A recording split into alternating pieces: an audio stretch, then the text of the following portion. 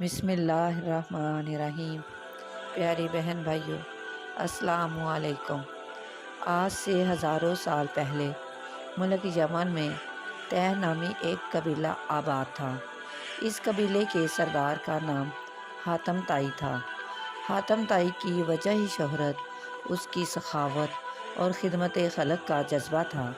اس کی سخاوت اور رحم دلی کے چرچے دور دور تک پھیلے ہوئے تھے۔ اس وقت عرب پر ایک نوفل نامی شخص حکومت کرتا تھا۔ نوفل نے جب ہر طرف حاتم طائی کی سخاوت، اچھائی اور رحم دلی کے چرچے سنے کہ ہر ضرورت مند اپنی ضرورت پوری کرنے کے لیے حاتم طائی کے پاس ہی جاتا ہے، تو بادشاہ حسد کا شکار ہو کر حاتم طائی کا دشمن ہو گیا۔ وہ حاتم طائی سے جلنے لگا کہ وہ بادشاہ ہے، مگر پھر بھی حاتم طائی کی شہرت اس سے زیادہ تھی۔ بادشاہ نے حاتم طائی کو ختم کرنے کے لیے ایک بہت بڑی فوج کے ساتھ یمن پر حملے کا فیصلہ کیا۔ حاتم طائی کو جب معلوم ہوا کہ عرب بادشاہ اسے قتل کرنے کے لیے اس کے ملک پر حملہ کرنا چاہتا ہے، تو حاتم طائی نے سوچا کہ میری وجہ سے خون خرابہ ہوگا اور اس طرح بے شمار بے گناہ اور معصوم لوگوں کا قتل ہو جائے گا۔ یہ سوچ کر حاتم طائی نے اپنا شہر چھوڑا اور پہاڑوں میں جا کر روح پوش ہو گیا۔ نوفل نے جب اپنی فوج کے ساتھ یمن پر حملہ کیا تو کسی نے بھی اس کی فوج کا راستہ نہ روکا، کیونکہ حاتم طائی وہاں موجود تھا ہی نہیں۔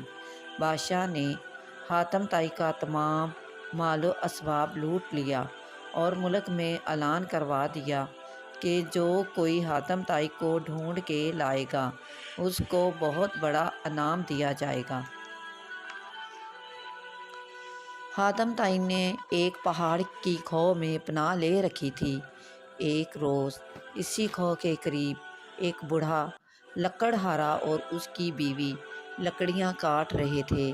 لکڑہارا اور اس کی بیوی روز روز کی مشقت سے بہت تنگ تھے، مگر اس کے سوا کوئی چارہ نہیں تھا۔ لکڑیاں بیچ کر جو پیسے ملتے تھے اس کے ساتھ ان کی گزر بسر بہت مشکل سے ہوتی تھی۔ اس دن لکڑیاں کاٹتے ہوئے لکڑہارے کی بیوی نے دکھی لہجے میں کہا، کاش حاتم طائی ہمیں مل جائے تو ہم اسے بادشاہ کے حوالے کر کے بہت سا انعام حاصل کریں اور اس مشقت بھری زندگی سے ہماری جان چھوٹ جائے۔ بیوی کی بات سن کر بوڑھے لکڑہارے نے حسرت برے لہجے میں کہا، فضول باتیں مت سوچو، ہماری کتنی قسمت کہاں کہ حاتم طائی ہمیں مل جائے اور ہم اسے بادشاہ کے حوالے کر کے انعام حاصل کر کے ایک اچھی زندگی گزار سکیں۔ ہماری قسمت میں تو یہی مشقت بھری زندگی لکھی ہے کہ روز جنگل سے لکڑیاں کاٹ کے شہر لے کے جاؤ اور اس سے جو تھوڑے بہت پیسے ملیں اس سے مشکل سے گزر بسر کریں۔ اسی لیے جلدی جلدی لکڑیاں کاٹو تاکہ دن چڑھنے سے پہلے میں شہر جا کر ان کو بیچ آؤں۔ حاتم طائی اس بوڑھے لکڑہارے اور اس کی بیوی کی باتیں سن رہا تھا۔ حاتم طائی کے دل میں خیال آیا کہ وہ اس بے سر و سامانے کی حالت میں بھی کسی کی مدد کر سکتا ہے۔ یہ خیال آتے ہی وہ خوشی خوشی پہاڑ کی کھو سے باہر آیا اور لکڑہارے کو مخاطب کر کے بولا، میں ہی حاتم طائی ہوں، مجھے بادشاہ کے پاس لے جاؤ اور انعام حاصل کر لو، جلدی کرو، اس سے پہلے کوئی اور مجھے پکڑ کے بادشاہ کے پاس لے جائے اور تم دونوں ہاتھ ملتے رہ جاؤ۔ حاتم طائی کی باتیں سن کر لکڑہارے نے کہا، تمہارا بہت شکریہ، ہم غریب ضرور ہیں مگر اتنے ظالم نہیں کہ تمہیں بادشاہ کے حوالے کر کے تمہاری زندگی کو خطرے میں ڈال کر ہم بادشاہ سے انعام حاصل کریں۔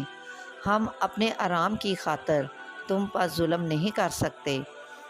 لکڑہارے کی باتیں سن کر حاتم طائی نے کہا، یہ ظلم نہیں ہے، میں اپنی مرضی سے تمہارے ساتھ جا رہا ہوں تاکہ تم لوگوں کی مدد ہو جائے اور تم ایک اچھی زندگی گزار سکو۔